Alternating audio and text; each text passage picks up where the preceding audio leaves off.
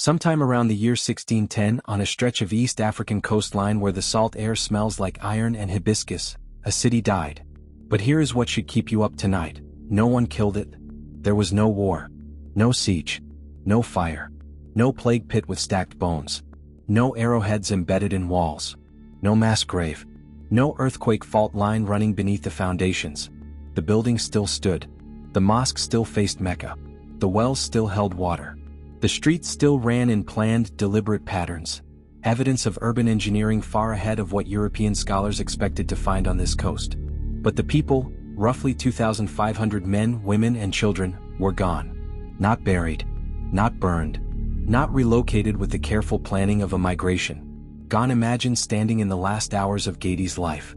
The coralstone houses are cool against your palms. The narrow streets smell of cooking fires, coconut milk, fish, spices traded from India. Children have played in these alleys. Scholars have debated in these courtyards.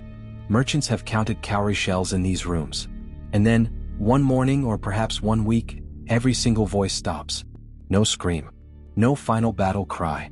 No trail of footprints leading to the next town. Every mystery has a story, but not every story has an answer. Every week, we uncover the chilling cases that have haunted investigators for years. Unsolved disappearances, cold cases, and the darkest secrets waiting to be discovered. Are you ready to uncover the truth? Join us, if you dare. The Unsolved Chronicle. Simply walks back in. Before we go any further, this isn't ancient history locked behind glass. Some of the people who last walked these streets have living descendants on this coast right now. And the questions left behind in Gedi are not just archaeological. They are political. To understand what was lost, you have to understand what Gedi was. Ged, spelled Gdi or Gde depending on who you ask, sat roughly 10 miles south of Malindi on the Kenyan coast, nestled inside a thick forest of braccolina trees and strangler figs. The forest itself is a wall. Locals have called it sacred for generations. Even today, some refuse to enter alone after dark. But inside that green wall, in its prime between the 13th and 16th centuries, stood a city that rivals anything built in medieval Europe. The archaeological record tells you everything the silence doesn't. The city was connected. Chinese porcelain from the Ming dynasty. Indian glass beads from Gujarat. Persian pottery. Iron scissors that almost certainly originated in Spain or Portugal. Cowrie shells used as currency, thousands of them. Gold ornaments. A mosque with a mihrab, a prayer niche, carved so precisely that it aligns to within 1 degree of Mecca's direction, even though its builders had no access to modern compasses. These were not scattered huts. Gedi had a planned sewage and drainage system, stone-lined channels running beneath the streets. It had a palace with a flush toilet in a 15th century East African coastal city. It had a council chamber. It had multiple mosques, suggesting a population that practiced Islam with structure and devotion. Archaeologist James Kirkman, who excavated the site in the 1950s under the British colonial administration, wrote with barely concealed disbelief about the sophistication he found. He expected a crude settlement. He found civilization. But here is where the story turns sour, and where the politics begin. Kirkman and his contemporaries operated within a framework that struggled to accept African architectural and intellectual achievement on its own terms. Some early reports quietly attributed Gedi's sophistication to Arab or Persian settlers rather than the Swahili people who actually built and lived in the city. This narrative, that Africans needed outsiders to build great things, clung to Gedi's legacy like rot. The truth? Gedi was a Swahili city, built by Swahili hands, funded by Swahili trade networks, governed by Swahili leaders. The Chinese porcelain was imported, not imported by Chinese people living there. The evidence is unambiguous. And that truth is something that, even now, some institutions are slow to center in their exhibits, their textbooks, their documentaries. This is what archaeologists still won't admit. Gedi wasn't an anomaly. It was evidence of a thriving, sophisticated, globally connected African civilization that the colonial academic world spent decades underplaying. And then, that civilization walked away from everything it built. What? Archaeologists date Gedi's abandonment to approximately 1610. Some argue it was slightly earlier, the late 1500s. Others push it to the 1630s. But the window is narrow, and what matters is this. Within a span of years, perhaps even months, the city emptied. Completely. Exhibit A, the hearths. Multiple homes show hearths with uncooked food preparations nearby. Grain stores found partially filled. Coconut shells mid-processed. This is not a city that packed up methodically over years. This is a city where dinner was left unfinished. Exhibit B, the valuables. Kirkman's excavations found Chinese porcelain in situ, left in homes. Cowrie shells scattered. Gold beads on floors.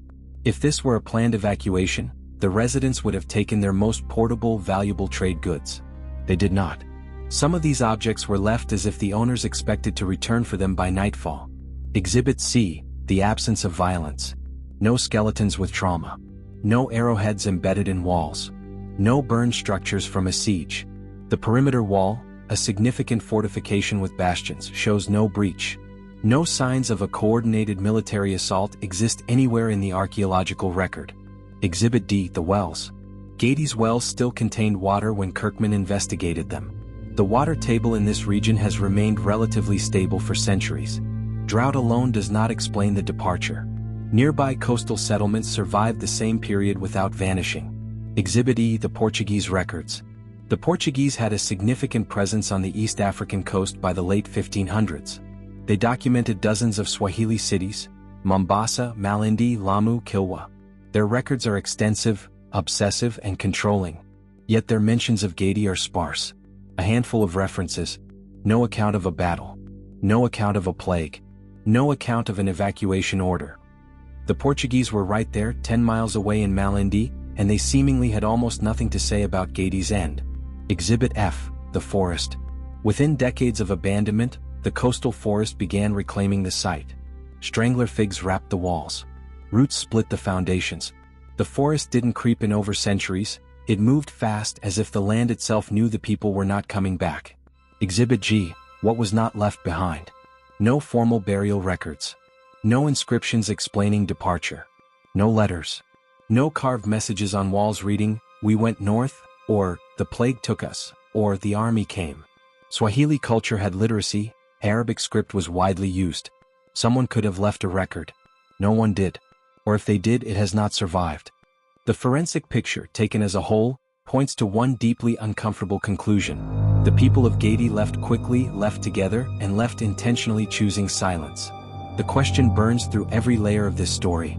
What could make an entire civilization abandon a paradise, and refuse to explain why? Gedi's modern story begins in the 1920s, when British colonial authorities declared the ruins a protected monument in 1929.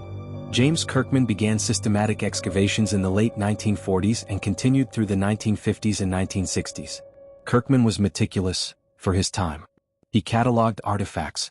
He mapped structures. He documented the mosque carvings and the palace layout. His work remains foundational. But Kirkman operated within limits of colonial-era methodology, limits of bias, and limits of what his superiors wanted to hear. His reports sometimes strained to connect Gedi to Omani Arab origins, fitting a narrative that elevated foreign influence and diminished Swahili agency. After Kirkman, investigations stalled. Kenya's national museums continued preservation. The site was maintained. Tourists visited. School groups walked the paths. But the deep, aggressive, multidisciplinary investigation that a mystery of this scale demands? It never fully materialized. The Mombasa raids. Some historians theorize that raiders from Mombasa, rival Swahili city-states frequently at war, sacked Gedi. But the archaeological evidence contradicts this. No fire damage. No breached walls. No weapon fragments at the abandonment layer. This lead went ice cold. The Portuguese. The Portuguese had a pattern of coastal violence. They burned Mombasa multiple times. Could they have attacked Gedi and erased the evidence? Portuguese records describe their other conquests in vivid, boastful detail. The silence around Gedi is itself a clue. If they had taken the city, they would have bragged. This lead too collapsed. The water crisis. A 1970 study suggested that saltwater intrusion may have contaminated Gedi's wells, making the water undrinkable. But later hydrogeological surveys showed no evidence of a catastrophic saltwater event in that period. Neighboring settlements with similar water sources survived. This was a red herring, elegant, logical, and wrong. The Gala invasions. Oromo-speaking peoples, historically called Gala by outsiders, a term now considered pejorative, expanded into coastal areas during this period. Some scholars propose that fear of incoming raiders drove Gedi's population to flee preemptively. This is the most persistent lead, and the most incomplete. No direct evidence links an Aramo advance to the specific date of Gedi's abandonment. The families who live near the ruins today carry oral traditions. Some speak of a curse on the city. Some say the elders ordered the departure after a spiritual warning. Others say the water turned bad and people simply left for Malindi, Mombasa, or Kilifi, and blended into other communities, leaving no record because why would you document a move? That last theory is the most rational, and the most unsatisfying, because it reduces one of Africa's greatest archaeological puzzles to a practical decision, a simple relocation. And the silence? The uncooked meals? The valuables on the floor? That explanation doesn't quite fit. The three dark theories. 3 paths into the forest. Theory A, the likely path, political collapse and slow strangulation. The most grounded theory combines geopolitics with economics. By the late 1500s, the Portuguese dominated East African trade with violence and monopoly. They controlled the port of Malindi through an alliance. They taxed, restricted, and manipulated trade flows across the entire Swahili coast. Gedi's wealth came from trade: ivory, gold, timber, cowrie shells, enslaved people. If the Portuguese strangled that trade, Gedi's economic engine would have sputtered and died. Simultaneously, Aramo-speaking pastoralist communities were expanding from the interior, placing pressure on coastal settlements.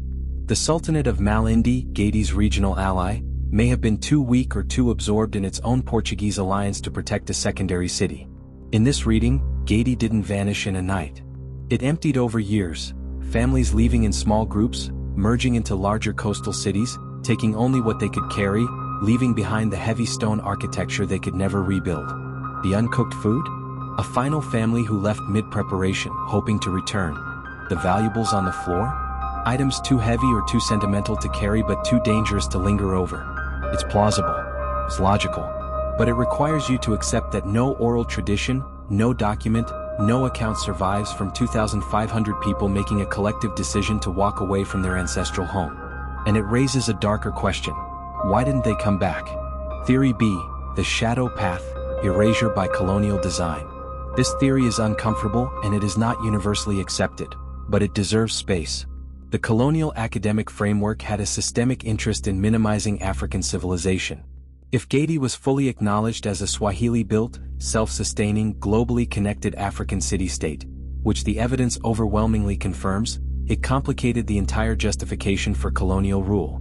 The argument that Africans needed European governance to achieve order, commerce, and architecture collapses in the shadow of Gedi's flush toilets and planned sewage systems. Could early archaeological findings have been selectively reported? Could artifacts suggesting complex indigenous governance have been quietly classified, underdescribed, or attributed to Arab influence to maintain the colonial narrative? James Kirkman himself acknowledged the sophistication, but his framing consistently emphasized foreign elements. Other early colonial archaeologists were less generous. This theory does not claim that the British destroyed evidence. It claims something subtler and in some ways more damaging, that the story of Gedi was shaped to fit a political need, and the truth of a proud, independent Swahili civilization was softened until it became palatable to a European audience. The damage isn't in what was hidden, it's in what was reframed. Theory C, the uncanny path, the spiritual warning. This is the theory you won't find in academic papers. You'll find it in the voices of people who live next to the ruins. Multiple oral traditions from the Gedi community describe the city's abandonment as a spiritual event. The most common version: the elders received a warning from God, from the ancestors, from the land itself, that the city's time was over. That to stay was to invite destruction. In some versions, the warning came through a religious leader. In others, through dreams shared simultaneously by multiple elders. In others, through an unexplained event, a sound, a vision, a disturbance in the sacred forest that surrounded the city. Anthropologists dismiss these accounts as post hoc mythology, stories created after the fact to explain an event no one understood. But consider this: the Swahili coast has a deep tradition of divination, spiritual authority, and collective decision-making rooted in religious guidance. If a credible religious figure declared that the city must be abandoned, the population would leave, quickly, together, without explanation, because the explanation was between them and God. The uncooked food? A warning received at midday. The valuables left behind? Material objects meant nothing against a divine command. The silence? Not secrecy, reverence. This theory doesn't require armies, plagues, or conspiracies. It requires you to take seriously the possibility that an entire community made a decision based on a framework of understanding that Western science has no vocabulary for. And maybe that's the hardest theory to accept, not because it's unlikely, but because it asks us to respect an intelligence we weren't trained to recognize. Gedi still stands. Not the city, the questions. The Kenyan National Museums maintain the site with care. Researchers continue to excavate, document, and reinterpret. New generations of Kenyan scholars, working without colonial frameworks, are rewriting Gedi's story on their own terms. But the central question remains untouched. Why did they leave? Somewhere on this coast, the descendants of Gedi's people live today. They carry the blood of a city that chose silence. They may not even know it. The Swahili coast absorbed its refugees the way the forest absorbed the ruins. Quietly, completely, without announcement. The trees remember what the records forgot. The stones hold what the scholars debated. And 2,500 people walked into history without leaving a forwarding address. I want to leave you with one question, and I want you to answer it honestly in the comments below. If you received a warning, not from a government, not from a scientist, but from something deeper, something you couldn't explain, would you leave your home? Your city? Everything you built? Would you walk away without a word?